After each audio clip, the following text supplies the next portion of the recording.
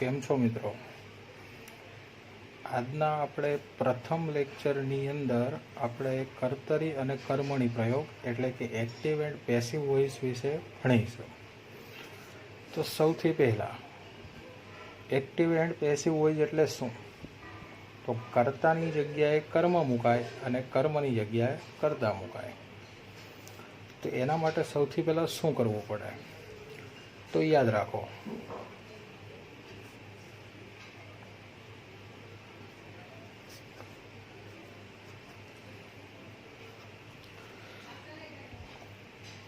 Active વોઇસમાં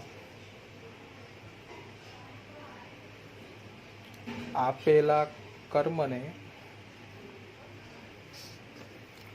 passive વોઇસમાં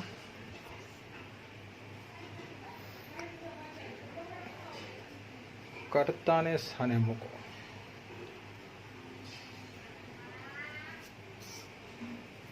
number 2, વાક્યમાં કાળને અનુરૂપ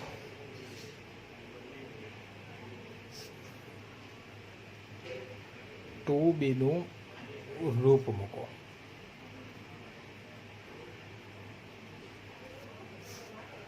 number 3, passive વોઇસમાં હંમેશા પાસ્ટ પાર્ટિસિપલ એટલે કે ભૂતકૃદંત જ મુકાય.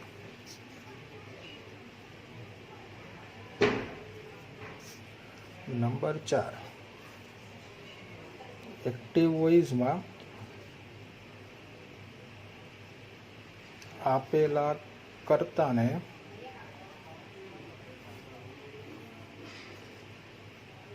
પેસિવ વોઇસમાં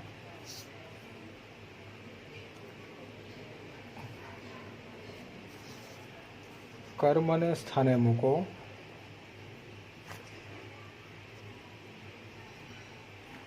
અને તેની આગળ બાય મૂકો.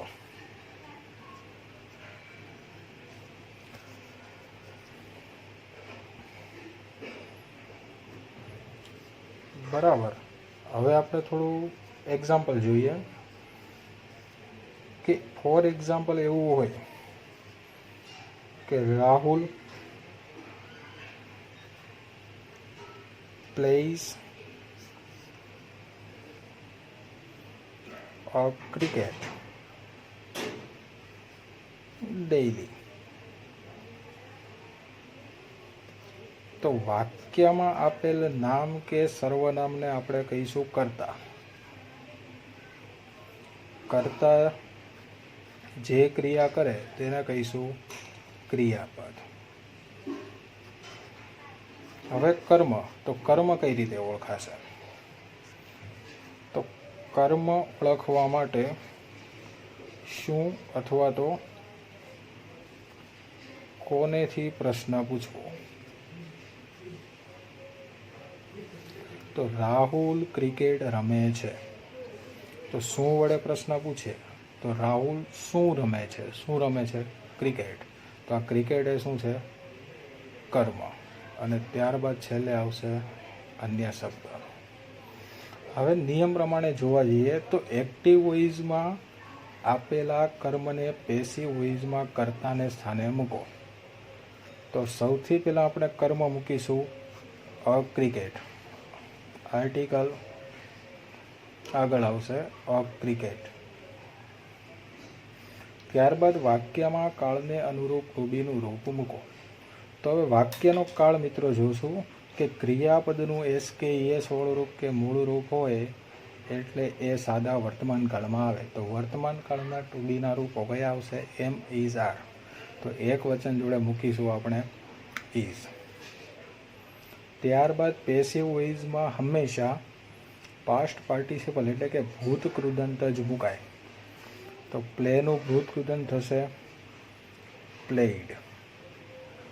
ત્યારબાદ એક્ટિવ વોઇસમાં આપેલા કર્તાને પેસિવ વોઇસમાં કર્મને સ્થાને મૂકો અને તેની આગળ બાય મૂકો. તો સૌથી પહેલાં આપણે મૂકીશું બાય અને કરતા આપેલો છે રાહુલ. હવે અન્ય શબ્દ જે વધ્યો એ આપણે મૂકી દઈશું છેલ્લે, ડેઈલી.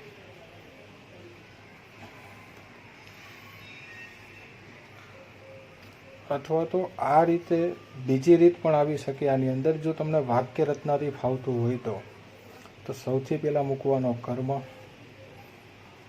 ત્યારબાદ ટુ બી, ત્યારબાદ પાસ્ટ પાર્ટિસિપલ, ત્યારબાદ બાય, કરતા અને અન્ય શબ્દ. હવે જ્યારે વાક્યમાં કર્તા તરીકે નામ ન આપેલું હોય અને સર્વનામ આપેલા હોય, જેમ કે આઈ છે, we, you, they, he, she, it. તો આઈનું થઈ જશે મી, વીનું અસ, યુનું you, ધેનું them, હીનું him, શીનું Har, ઇટનું it. કઈ રીતે? તો આઈ ડ્રિંક મિલ્ક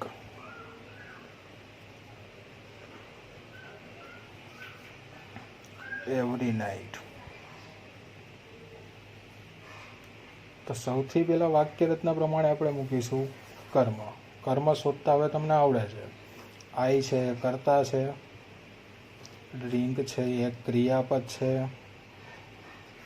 મિલ્ક છે એ કર્મ છે, અને એવરી નાઇટ છે એ અન્ય શબ્દ છે. તો કર્મ આપેલો છે મિલ્ક. વાક્યનો કાળ જો ક્રિયાપદનું મૂળ રૂપ આપેલું છે એટલે સાદો વર્તમાન કાળ. તો એમ ઇઝ આર એક વચન નામ છે એટલે ઇઝ. ત્યારબાદ મૂકીશું પાસ્ટ પાર્ટિસિપલ્સ. ડ્રિંકનું ભૂતકૃત થશે ડ્રંક. ત્યારબાદ મૂકીશું બાય. ત્યારબાદ મૂકીશું કરતા. કરતા કોણ છે? આઈ. તો આઈનું થઈ જશે મી. અને છેલ્લે મૂકીશું અન્ય શબ્દ. અન્ય શબ્દ છે એવરી નાઇટ.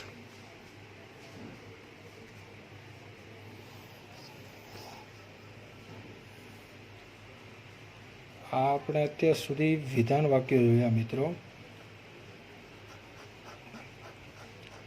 ત્યારબાદ આપણે હવે જોઈશું નકાર વાક્ય, પણ એ આના પછીના લેક્ચરમાં. આને તમારા ચોપડામાં વ્યવસ્થિત લખી નાખો.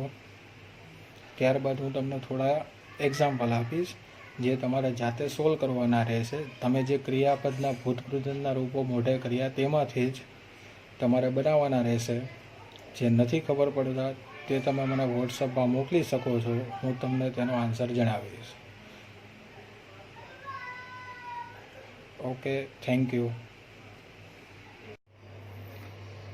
વિદ્યાર્થી મિત્રો, આપણે ગયા વિડીયોની અંદર વિધાન વાક્ય ભણ્યા હતા એક્ટિવ પેસિવની અંદર.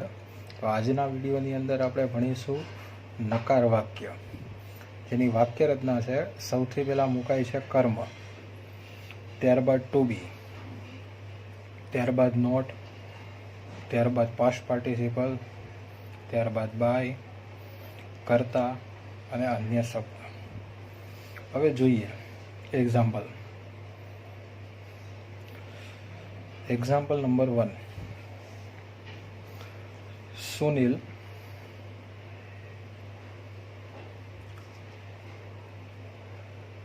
does not play cricket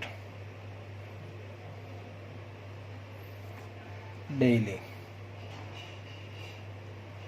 આવું આપણને વાક્ય આપેલું છે. હવે સૌથી પહેલાં આપણે ગયા વિડીયોની અંદર જે વાત કરી તે ફરીથી કરીએ કે કર્મ એટલે શું. તો વોટથી પ્રશ્ન પૂછવાથી જે જવાબ મળે એને આપણે કર્મ કહીશું. કે સુનિલ ક્રિકેટ રમતો નથી. તો સુનિલ શું રમતો નથી? શું નથી રમતો? અ ક્રિકેટ. તો આ છે આપણો કર્મ. હવે પેસિવ વોઇસની વાક્ય રચના પ્રમાણે આપણે સૌથી પહેલાં મૂકીશું કર્મ. કર્મ છે આપણી પાસે અ ક્રિકેટ. આર્ટિકલ આગળ આવશે એટલે કેપિટલ થઈ જશે અ ક્રિકેટ. હવે ટુ બીનું રૂપ મૂકવાનું, પણ વાક્યના કાળના આધારે મૂકવાનું. કઈ રીતે? તો અહીંયા આપણને આપેલું છે ડસ. તો ડુ અથવા તો ડસ તો વર્તમાન કાળ. ડીડ હોય તો ભૂતકાળ, અને વિલ હોય તો ભવિષ્યકાળ. અહીંયા આપણને આપેલું છે ડસ, એટલે આ વર્તમાન કાળનું વાક્ય છે. તો વર્તમાન કાળમાં ટુ બીના રૂપો કયા આવશે? એમ, ઇઝ અને આર. આ એક વચન નામ છે એટલે એની જોડે ટુ બીનું રૂપ મૂકીશું ઇઝ. ત્યારબાદ નોટ. પછી આવશે પાસ્ટ પાર્ટિસિપલ. તો પ્લેનું ભૂતકૃત્ય શું થશે? પ્લેઇડ. ત્યારબાદ મૂકીશું બાય. કરતા કોણ છે? તો સુનિલ. અને અન્ય શબ્દમાં શું વધ્યું? ડેઇલી.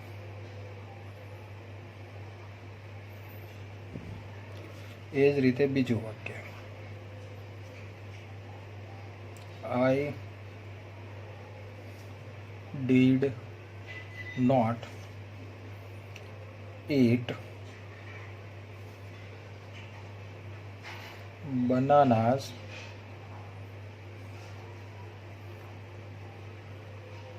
yesterday.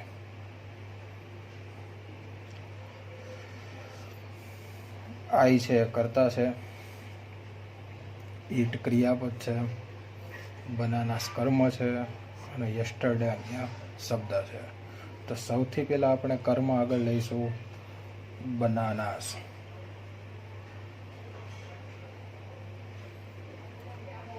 હવે વાક્યની અંદર આપણને ડીડ આપેલું છે. તો આપણે કીધું એમ ડીડ હોય તો ભૂતકાળ આવશે. તો ભૂતકાળમાં ટુ બીના રૂપો કયા? વોઝ અને વેર. એક વચન હોય તો વોઝ મુકાય, બહુવચન હોય તો વેર મુકાશે. તો બનાનાઝ આપેલું છે એટલે બહુવચન છે, તો આપણે શું મૂકીશું? વેર. પેસિવ વોઇસની અંદર ક્યારેય કર્તા ઉપરથી ટુ બીનું રૂપ મૂકવાનું નથી, કર્મ ઉપરથી ટુ બીનું રૂપ મૂકવાનું. બહુવચન બનાનાસ છે એટલે મૂક્યું વેર. ત્યારબાદ આવશે નોટ. પછી મુકાશે પાસ્ટ પાર્ટિસિપલ. ઈટનું ઈટન. પછી બાય.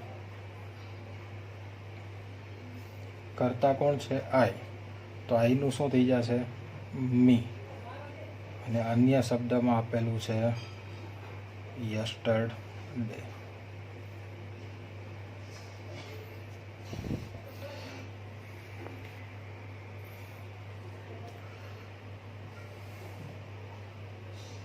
હવે આની અંદર આપણે પ્રશ્નાર્થ વાક્ય પણ જોઈ લઈએ.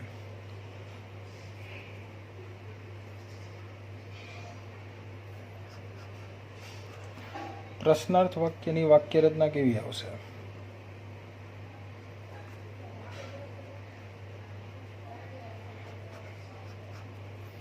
તો સૌથી પહેલા મુકાશે ટુ બી, ત્યારબાદ કર્મ, ત્યારબાદ પાસ્ટ પાર્ટિસિપલ, ત્યારબાદ બાય, કરતા, અન્ય શબ્દ અને ક્વેશ્ચન માર્ક એટલે કે પ્રશ્નાર્થ ચિહ્ન. હવે આપણી પાસે ફોર એક્ઝામ્પલ વાક્ય આપેલું છે do you sing a song daily.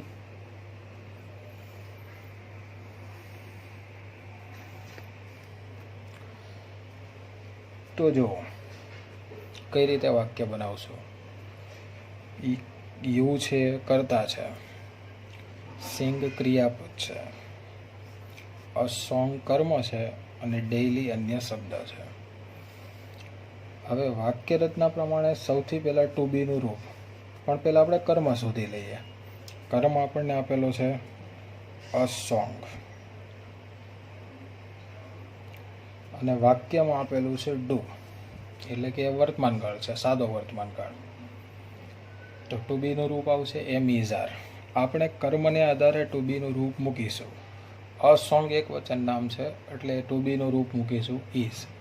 પણ વાક્ય રચના પ્રમાણે ટુ બીનું રૂપ કર્મની આગળ મૂકાશે એટલે આગળ આપણે મૂકી દઈએ ઇઝ, કેપિટલ કરવાનું.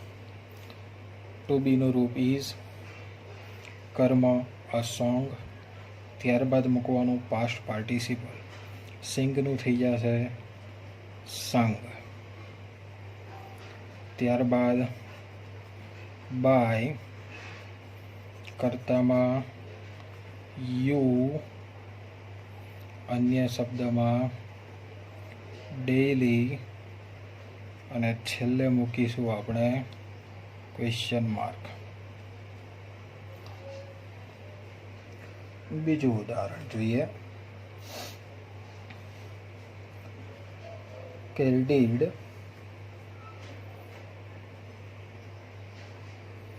શિલ્પા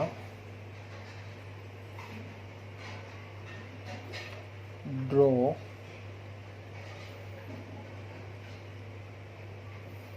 a picture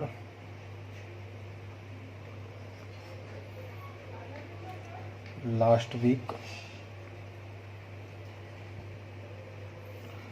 અને ફેરવીએ આપણે. શિલ્પા છે કર્તા, ડ્રો ક્રિયાપદ, અ પિક્ચર કર્મ, લાસ્ટ વીક અન્ય શબ્દ. તો સૌથી પહેલાં આપણે લઈ લઈશું કર્મ. કર્મ કોણ છે? તો અ પિક્ચર. વાક્યમાં ડીડ આપેલું છે એટલે સાદો ભૂતકાળ. તો ભૂતકાળમાં ટુ બીના રૂપો વોઝ અને વેર. આપણી પાસે કર્મ એક વચન છે અ પિક્ચર એટલે ટુ બીનું રૂપ મૂકીશું વોઝ, કેપિટલ કરશું. વોઝ અ પિક્ચર, ત્યારબાદ પાસ્ટ પાર્ટિસિપલ. ડ્રોનું થઈ જશે ડ્રોન, ત્યારબાદ બાય. કર્તા તરીકે આપેલું છે આપણને શિલ્પા.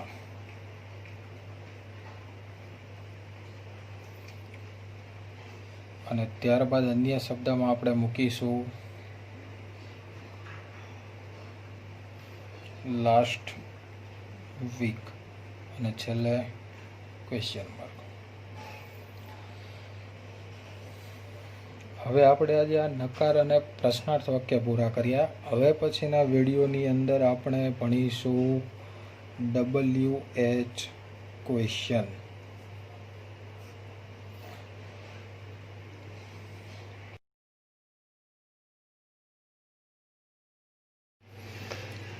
મિત્રો, બીજા વિડીયોની અંદર આપણે નકાર વાક્ય અને પ્રશ્નાર્થ વાક્ય શીખ્યા હતા. આજના ત્રીજા વિડીયોની અંદર આપણે WH ક્વેશ્ચન વિશે ભણીશું. તો WH ક્વેશ્ચનની વાક્ય રચના છે. સૌથી પહેલાં મુકાય છે WH, ત્યારબાદ ટુ બીનું રૂપ, કર્મ, પાસ્ટ પાર્ટિસિપલ એટલે કે ક્રિયાપદનું ભૂતકૃદંતનું રૂપ, બાય, કર્તા, અન્ય શબ્દ અને પ્રશ્નાર્થ ચિહ્ન. ફોર એક્ઝામ્પલ આપણે વાત કરીએ કે when does Mayur do a homework. તો પેસિવમાં આપણે ફેરવતી વખતે વાક્ય રચના પ્રમાણે જોઈએ. સૌથી પહેલાં મૂકીશું WH ક્વેશ્ચન. તો આપણી પાસે WH ક્વેશ્ચનમાં આપેલું છે વેન. ત્યારબાદ મુકાય ટુ બીનું રૂપ. વાક્યના કાળના આધારે ટુ બીનું રૂપ મૂકીશું. વાક્યમાં આપણને આપેલું છે ડસ. સાદો વર્તમાનકાળ છે. તો એમ ઇઝ આર પણ મૂકવાનો છે આપણે કર્મ ઉપરથી. આપણી પાસે કર્મ આપેલો છે અ હોમવર્ક. એક વચન છે એટલા માટે ટુ બીનું રૂપ મૂકીશું ઇઝ. ત્યારબાદ મૂકીશું કર્મ. કર્મ છે અ હોમવર્ક.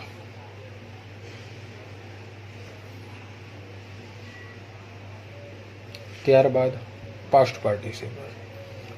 ક્રિયાપદ આપેલું છે ડુ, તો ડુનું થઈ જશે ડન. ત્યારબાદ બાય. કર્તા કોણ છે? મયુર.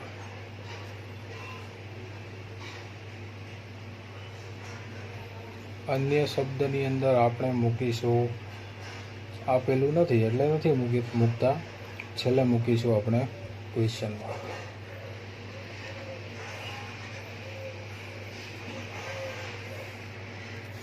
એ જ રીતે બીજું વાક્ય, where did you sing a song yesterday.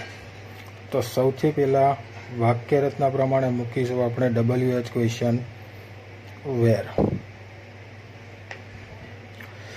પછી ટુ બીનું રૂપ વાક્યમાં આપેલું છે ડેડ, એટલે સાદો ભૂતકાળ છે તો સાદા ભૂતકાળમાં ટુ બીના રૂપ વોઝ વેર. પણ આપણે જોઈશું કર્મ. કર્મ આપેલો છે અ સોંગ, એક વચન નામ છે એટલા માટે મૂકીશું વોઝ. ત્યારબાદ કર્મમાં આવશે અ સોંગ. ત્યારબાદ પાસ્ટ પાર્ટિસિપલ, સિંગનું થઈ જશે સંગ. ત્યારબાદ બાય. વાક્ય રચના પ્રમાણે કરતા મૂકીશું યુ. અને અન્ય શબ્દમાં છે યસ્ટરડે અને છેલ્લે ક્વેશ્ચન માર્ક.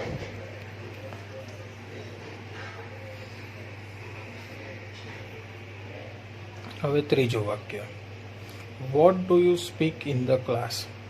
વાક્ય રચના પ્રમાણે જોઈએ તો સૌથી પહેલાં મૂકાશે WH વોટ. ત્યારબાદ ડુ આપેલું છે એટલે સાદો વર્તમાન કાળ છે તો સાદા વર્તમાન કાળમાં ટુ બીના રૂપો આવે એમ ઇઝ આર. પણ મુકાઈ કર્મને આધારે, પણ વાક્યની અંદર કર્મ આપેલો નથી. હા મિત્રો, તો જ્યારે પણ વાક્ય વોટથી પૂછાયેલું હોય ત્યારે વાક્યમાં કર્મ ક્યારેય પણ આપેલો હોય નહીં. તેથી એક વચન પ્રમાણે ટુ બીનું રૂપ મુકાય. તો સાદા વર્તમાન કાળની અંદર એક વચનનું ઇઝ. હવે વાક્ય રચના પ્રમાણે કર્મ લેવાનો છે પણ કર્મ નથી આપેલો, કશો વાંધો નહીં. ત્યારબાદ મૂકી દો પાસ્ટ પાર્ટિસિપલ. ચલો, સ્પીકનું સ્પોકન. ત્યારબાદ બાય, કરતા યુ અને અન્ય શબ્દમાં ઇન ધ ક્લાસ અને ક્વેશ્ચન માર્ક. ખબર પડી મિત્રો? વસ્તુ યાદ રાખવાની છે કે જ્યારે પણ વોટથી પ્રશ્ન પૂછાયેલો હોય ત્યારે વાક્યમાં કર્મ હોય નહીં, તો એક વચનના આધારે ટુ બીનું રૂપ મુકાય. ચલો, ચોથું વાક્ય વુ-વાળું વાક્ય છે, પણ વુ-વાળા વાક્યમાં ધ્યાન રાખવાનું છે. વુ-વાળા વાક્યમાં વુની જગ્યાએ WH ક્વેશ્ચનમાં મૂકી દેવાનું બાય વુમ. ત્યારબાદ ટુ બીનું રૂપ મૂકવાનું છે, કર્મને આધારે મૂકવાનું છે. અ લેટર આપેલું છે, એક વચન છે, ક્રિયાપદ છે વ્રોટ એટલે સાદો ભૂતકાળ છે તો ટુ બીનું રૂપ આવશે વોઝ અથવા વેર, પણ એક વચન પ્રમાણે મૂકીશું વોઝ. ત્યારબાદ મૂકવાનો કર્મ. કર્મ કયો છે? A letter. ત્યારબાદ મૂકવાનું છે પાસ્ટ પાર્ટિસિપલ. વ્રોટનું થઈ જશે રિટન. ત્યારબાદ મુકાશે બાય, પણ બાય આપણે આગળ મુકાઈ ગયો છે. હવે આવે કરતા. તો મિત્રો વોટવાળા વાક્યમાં કર્મ ના આવે, હુવાળા વાક્યમાં ક્યારેય કરતા આવે નહીં. એટલે કરતા નહીં મૂકીએ, અન્ય શબ્દમાં જે વધતું હોય એ મૂકી દઈશું. લાસ્ટ વીક અને પ્રશ્નાર્થ ચિહ્ન. ખબર પડી મિત્રો? વોટવાળા વાક્યમાં કર્મ ના હોય, હુવાળા વાક્યમાં કરતા ના હોય. હવે આપણે અહીંયા એક્ટિવ અને પેસિવ વોઇસમાં 4 પ્રકારના વાક્યો પૂર્ણ થઈ ગયા છે. પણ આપણે આની અંદર ફક્ત 2 જ કાળ જોયા, સાદો વર્તમાન કાળ અને સાદો ભૂતકાળ. તો બાકીના કાળ કઈ રીતે લખાય? તો વાક્ય રચના તો સેમ જ રહેશે, ફક્ત બદલાશે થોડો કોષ્ટક. જો સાદો વર્તમાન કાળ હોય તો ટુ બીના રૂપે એમિઝાર મૂકવાનું, પાસ્ટ પાર્ટિસિપલ મૂકવાનું. સાદા ભૂતકાળની અંદર વોઝ વેર મૂકવાનું, પાસ્ટ પાર્ટિસિપલ મૂકવાનું. સાદા ભવિષ્યકાળમાં શેલ અથવા તો વિલ મુકાય, પણ પાસ્ટ પાર્ટિસિપલની આગળ શું મૂકીશું? બી મૂકીશું. એ જ રીતે ચાલુ વર્તમાન કાળની અંદર એમિઝારની જોડે બિંગ મૂકવાનું અને પાસ્ટ પાર્ટિસિપલ મૂકવાનું. એ રીતે ચાલુ ભૂતકાળની અંદર વોઝ વેરની જોડે બિંગ અને પાસ્ટ પાર્ટિસિપલ મૂકવાનું. એ જ રીતે પૂર્ણ વર્તમાન કાળમાં હેવ અથવા હેઝ એની જોડે બીન અને પાસ્ટ પાર્ટિસિપલ. એ રીતે પૂર્ણ ભૂતકાળની અંદર હેડ એની જોડે બીન અને પાસ્ટ પાર્ટિસિપલ. હવે આવશે સિમ્પલ મોડલ ઓક્સિલરી. તો મોડલ ઓક્સિલરી પ્લસ ક્રિયાપદનું મૂળ રૂપ હોય એના ઉપરથી આપણને ખબર પડે કે આ સિમ્પલ મોડલ ઓક્સિલરીનું વાક્ય છે. તો સૌથી પહેલાં મોડલ ઓક્સિલરી કઈ આવશે? Am, is, are, was, were, have, has, had, shall, will, should, would, can, could, may, might, must, do, does અને ડીડ. આ બધાને આપણે કહીશું મોડલ ઓક્સિલરી. કુલ 20 છે. આ બધા મોડલ ઓક્સિલરી સાથે ક્રિયાપદનું મૂળરૂપ હોય એટલે એ શું હોય? સિમ્પલ મોડલ ઓક્સિલરી હોય. તો મોડલ ઓક્સિલરી જોડે બી મૂકવાનું અને પછી પાસ્ટ પાર્ટિસિપલ મૂકવાનું. હવે ધોરણ 10ની અંદર તમારે પરફેક્ટ મોડલ ઓક્સિલરીસની કોઈ જરૂર નથી. આપણે ફક્ત સિમ્પલ મોડલ ઓક્સિલરી સુધી જ ભણવાનું છે. તો મિત્રો અહીંયા સુધી ખબર પડી તમને? હા.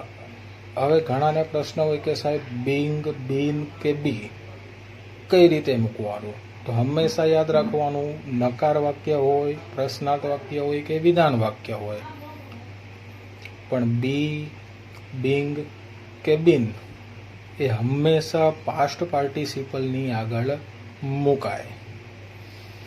ઉદાહરણ તરીકે એક એક્ઝામ્પલ તમને સમજાવી દઉં તો